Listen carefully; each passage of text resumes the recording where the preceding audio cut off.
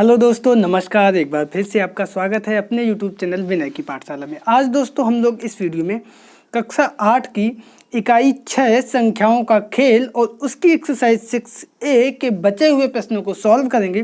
तो शुरुआत करते हैं सबसे पहले प्रश्न नंबर 2 से, जो कि हमारा दिया गया है कि ज्ञात कीजिए कि 828, 2340, 38,046, 77,514, 8,93,408 और 1,01,16 में से कौन सी संख्या 3 से विभाज्य नहीं है। बेसिकली हमें इसमें यह जानना है कि कौन सी संख्या 3 से विभाजित है या नहीं है। तो सबसे पहला काम तो जो सबसे आसान तरीका है, सबका 3 में भाग दे के देख लो।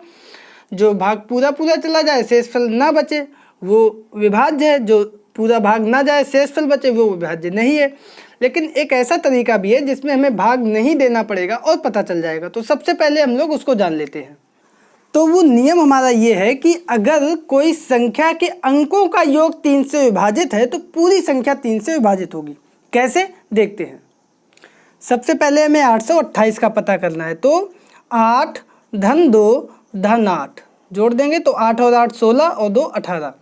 और ये 18 जो है हमारा 3 से विभाजित है कि नहीं है। 3 से पूरा पूरा भाग चला जाएगा, अतः ये संख्या जो है 828 भी 3 से विभाजित होगी। अतः 828 हमारी 3 से विभाजित है। अब दूसरी संख्या है 2340। इसको भी हम वही काम करेंगे।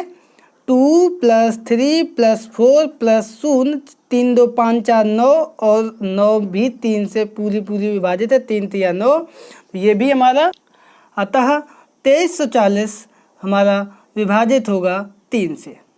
तो ये कंप्लीट। आगे देखो, आगे संख्या है 38,046। तो 3 धन 8 धन 0 धन 4 धन 6, 8 3 11, 4 15, 15 और 6 21 और ये भी हमारा 3 7 21 पूरा विभाजित है। तो ये भी हमारा जो है 38, अतः 38,046 3 से विभाजित होगा। ठीक है, आगे वाली संख्या देखते हैं और वो हमारी है 77,514। तो इसमें भी 7 धन 7 धन 5 धन 1 धन 4, 7 7 14, 14 1 15, 5 20 और 4 24। तो ये भी 3 8 24 पूरा विभाजित हो गया। इसका मतलब अतः 77,514 ये भी विभाजित होगी हमारी 3 से। ठीक है, आगे संख्या देखते हैं। वो है 8,93,408। इसको भी हम जोड़ेंगे सभी अंकों को। तो 8 धन 9 धन 3 धन 4 धन 0 धन 8। तो 8 और 9, 8 दूनी 16 और 1 17, 3 20, 4 24 और 8 32/3। ये 3 से विभाजित नहीं है। तो ये कितना आएगा? 3 एकम 3, 3 दावन 10 सही 2/3। तो ये हमारी विभाजित नहीं है। तो ये संख्या हमारी 3 से विभाजित नहीं है। ठीक है, आगे वाली और देखते हैं। ये है हमारी 1,01,16। तो वो 1 धन 0 धन 0 धन 1 धन 1 धन 6 और ये जोड़ेंगे तो 1 1 2 1 3 और 6 3 9 और 9 भी हमारा 3 से विभाजित है। तो इसका मतलब अतः ये भी संख्या हमारी 3 से विभाजित है। तो केवल एक संख्या निकल के आई जो 3 से विभाजित नहीं थी और वो हमारी ये वाली संख्या थी। आई होप कि आपको प्रश्न जो है बहुत अच्छे से समझ में आ गया होगा। अब चलते हैं प्रश्न नंबर 3 पर। तो तीसरा प्रश्न हमारा दिया गया है कि उपर्युक्त प्रश्न यानी ऊपर जो संख्याएं दी गई थी उसमें कौन कौन सी संख्याएं 9 से विभाज्य हैं। यानी ये जो संख्याएं थी इसमें हमें ज्ञात करना है कि इनमें से कौन सी संख्याएं 9 से विभाजित हैं। तो इसमें हम अलग से कुछ नहीं बता रहे हैं, दूसरे प्रश्न में ही पूरा हम बता रहे हैं। जो नियम हमारा 3 से विभाज्य का था वही हमारा नियम 9 से विभाज्य का है। यानी 9 से विभाज्य का नियम होगा कि जिस संख्या के अंकों का योग 3 की जगह पे कितना हो जाएगा? 9। 9 से विभाजित होगा तो वो पूरी संख्या भी हमारी 9 से विभाजित होगी। ठीक है, जहाँ जहाँ पे 3 है वहाँ पे 9 हो जाएगा। यहाँ पे अब हमें भाग किससे देना है? 9 से। तो देखो ये 18 आया था पहले में, तो 9 से भाग देंगे तो 9 दूनी 18। इसका मतलब 828 हमारी 9 से विभाज्य है। दूसरी 9 आई थी, ये तो 9 से विभाजित होगी ही। 2340 ये भी हमारी 9 से विभाज्य। फिर आया था 21। 21 3 से तो थी विभाज्य, लेकिन 9 से नहीं, क्योंकि 9 के पहाड़े में 21 नहीं आता है। उसके बाद 24 भी 9 के पहाड़े में नहीं आता है, 9 तिया 27 हो जाता है। उसके बाद ये संख्या तो 3 से विभाजित थी ही नहीं। फिर अंत वाली संख्या ये 9 था, तो इसमें भी 9 से भाग चला जाएगा, 9 एकम 9, तो इसका मतलब ये अंतिम संख्या 1,01,16। तो इस तरीके से ये 3 संख्याएं निकल के आई जो हमारी 9 से विभाजित होंगी। तो आंसर हमने लिख दिया, अतः उपर्युक्त संख्याएं 9 से विभाज्य हैं। दोस्तों वीडियो पूरा देखिए, बहुत इंटरेस्टिंग वीडियो है और बहुत मज़ेदार प्रश्न है। तो अब चलते हैं आगे वाले प्रश्न पर। तो चौथा प्रश्न हमारा दिया गया है कि निम्नांकित संख्याओं में से 7, 11, 13 से विभाज्य संख्याओं को छांटकर अलग अलग लिखिए। तो यहाँ पे क्या है, 7, 11, 13 तीनों का हमें बताना है। अगर अलग से पूछा जाता केवल 7 या केवल 11 या केवल 13 तो उसका नियम थोड़ा सा डिफरेंट है, लेकिन यहाँ पे तीनों का पूछा गया है, तो इसलिए एक नियम ऐसा दिया गया है जो तीनों के लिए समान रूप से लागू होगा। हम उसी नियम के आधार पर इन प्रश्नों को करेंगे। तो संख्या लिख लेते पहले, फिर बताते हैं उसमें कैसे उस नियम को अप्लाई करेंगे।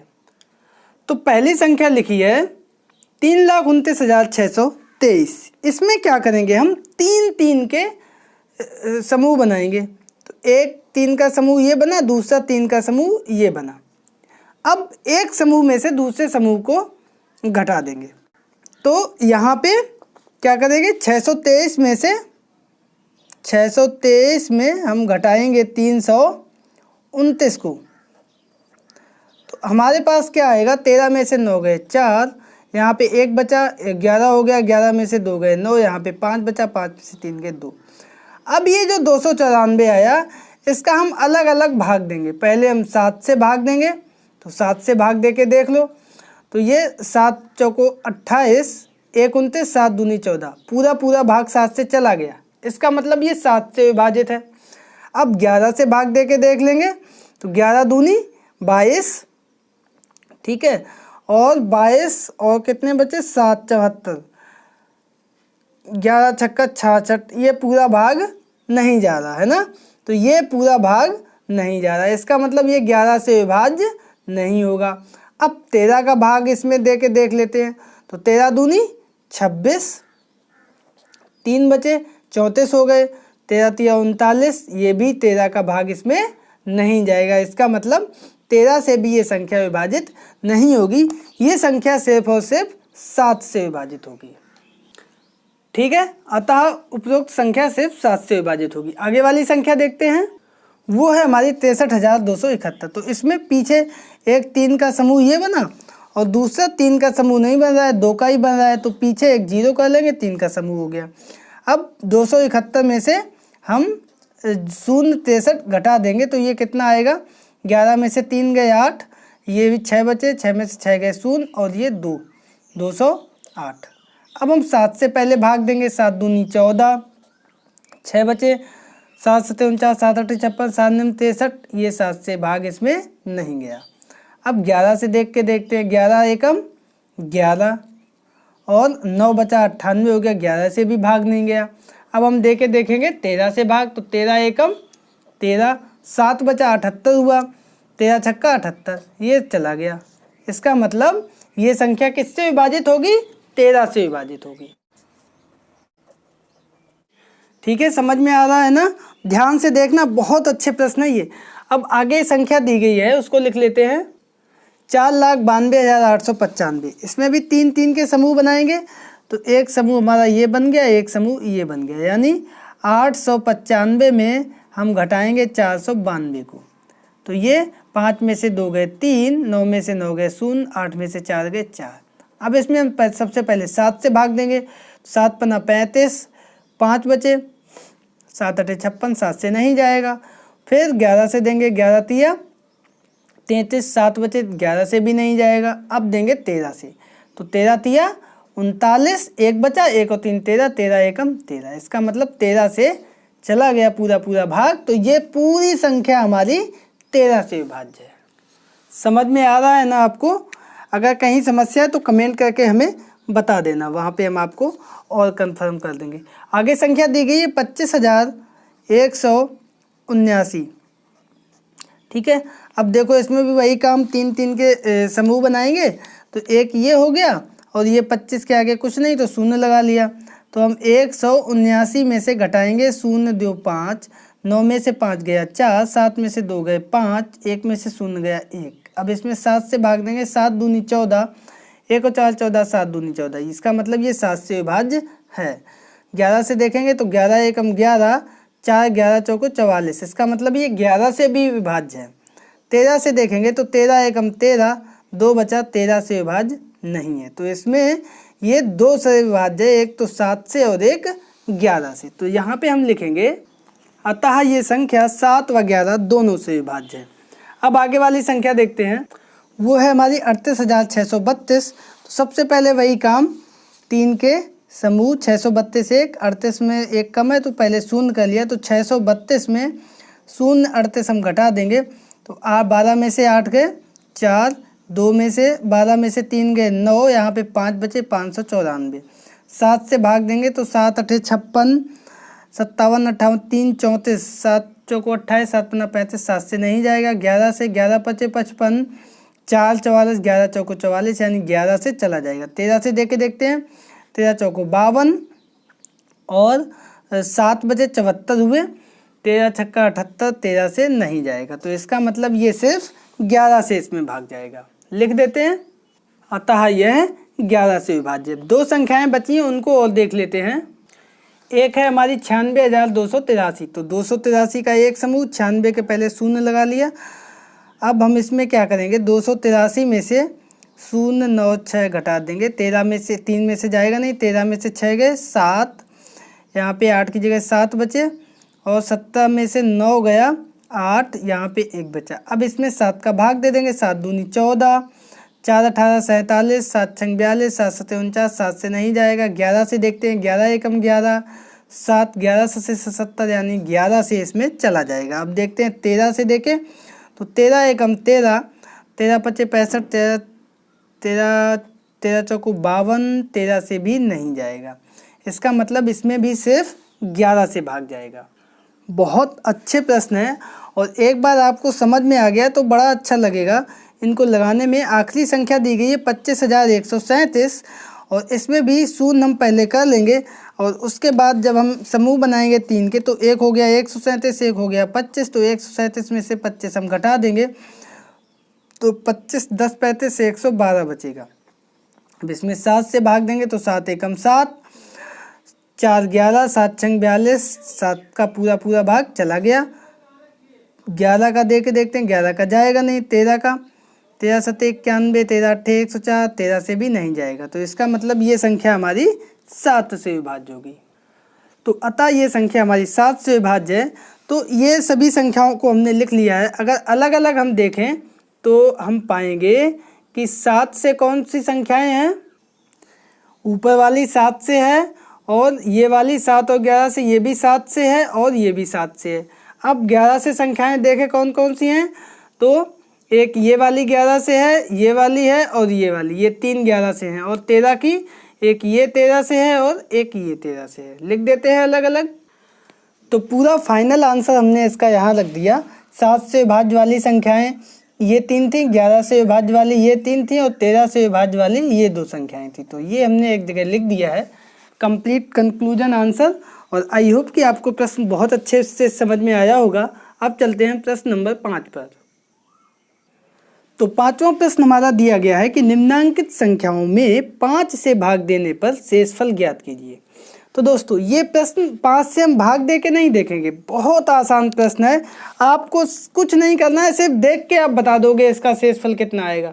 तो देखो 5 का पहाड़ा क्या होता है, 5 एकम 5, 5 दूनी 10, 5 तिया 15, 5 चौको 20, 5 25, कुल मिला के या तो 0 आएगा या 5 आएगा। तो हमें 0 से गिनती करनी है या 5 से करनी है। ये देखो यहाँ पे 0 से 4, तो यहाँ पे शेषफल कितना आएगा, 4 आएगा। 5 से ज़्यादा है तो फिर 5 के बाद गिनती करेंगे, 5 से कम है तो 0 से करेंगे, यहाँ पे शेषफल 4 आएगा। यहाँ पे शेषफल कितना है, 6 है ना, 5 से ज़्यादा, तो 5 से कितना ज़्यादा है, 1, तो यहाँ पे 1 शेषफल आएगा। यहाँ पे 5 ही है तो शेषफल कितना आएगा, 0 आएगा। और यहाँ पे भी शून्य है, तो इसका मतलब यहाँ पे शेषफल कितना आएगा, शून्य आएगा। हमें भाग दे के नहीं देखना है, हमें सिर्फ देख के बताना है। तो ये हमारा कंप्लीट हो गया, आंसर हो गया। आई होप कि आपको समझ में भी आ गया होगा। अब चलते हैं छठवें प्रश्न पर। तो हमारा छठवां प्रश्न भी बहुत आसान है। दिया गया है कि क्या इकाई, दहाई, सैकड़ा, हजार, 10,000, लाख, 7,22,722 के अपवर्तक 7, 11 और 13 है। अपवर्तक यानी इन तीनों का भाग इसमें चला जाए, यानी ये संख्या इन तीनों से विभाज्य है। और 7, 11, 13 से विभाज्य का नियम अभी हमने आपको इसमें बताया था कि 3 3 के हम समूह बना लेते हैं इकाई से। तो इसमें एक समूह ये बनेगा, एक समूह ये बनेगा, यानी 722 में हम कितना घटा देंगे, 722, तो बचेगा हमारा शून्य। और शून्य हमारा 7 से भी विभाजित है, 11 से भी विभाजित है, 13 से भी विभाजित है। इसका मतलब ये हुआ कि ये पूरी संख्या हमारी 7 और 11 और 13 से विभाजित होगी।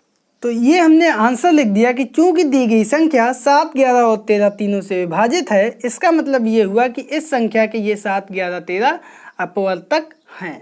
तो ये हमारा होगा छठवां प्रश्न। अब चलते हैं सातवें प्रश्न पर। तो दोस्तों हमारा सातवां प्रश्न दिया गया है कि एक संख्या 576 है, इसमें से अंकों का योगफल अगर घटा दें तो बताइए कि अंतराल 9 से कितने गुना है। यानी प्रश्न ये कह रहा है कि 576 में से हम क्या घटा दें, अंकों का योगफल, यानी 5, 7 और 6 का योगफल घटा दें। तो 576 में से हम घटाएंगे तो 6 और 7 13 और 5 18, 18 हम कम कर देंगे तो बचेगा 16 में से 8 गए 8, यहाँ पे 6 में से 1 गए 5 और ये 558। अब ये कह रहा है कि ये बताओ 9 से कितने गुना है, यानी इसमें हमें भाग देना है 9 का। ठीक है, तो अब 9 का भाग दे के देखेंगे तो 9 पन्ना 45, 9 छक्का 54, 1 और 8 18, 9 दूनी 18, कितना आया 62। इसका मतलब ये कितने गुना है, अतः 62 गुना है। और यही हमारा आंसर आ गया। तो अब चलते हैं अगले प्रश्न यानी प्रश्न नंबर 8 पर।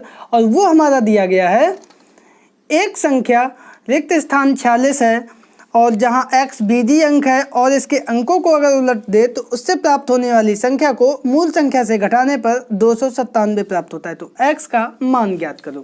तो सबसे पहले हम लोग देख लेते हैं प्रश्न को कि क्या दिया गया है। तो सबसे पहले जो संख्या दी गई है वो संख्या हमने लिख ली, रिक्त स्थान 4, 6।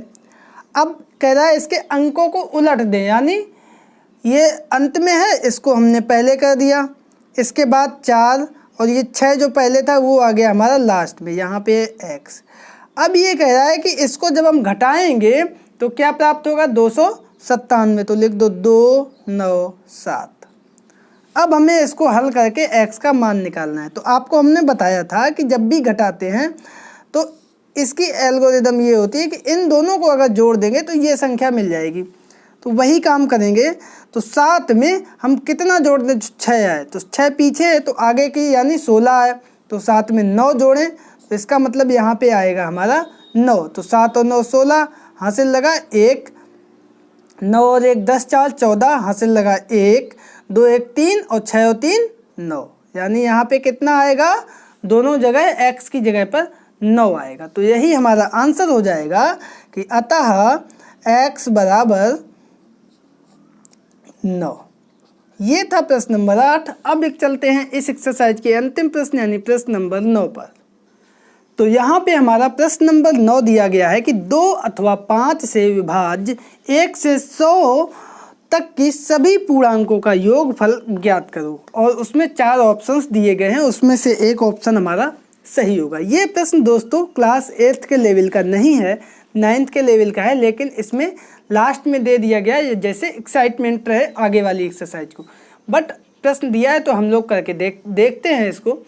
तो सबसे पहले हम आपको सूत्र बता देते हैं। इसमें ये लगेगा, समांतर श्रेणी के n पदों का योगफल n/2 ब्रैकेट में 2a + n-1 इंटू d, जहाँ पे n हमारी पदों की संख्या और d हमारा जो है अंतराल है, यानी बीच में कितना गैप है वो अभी बताएंगे आप।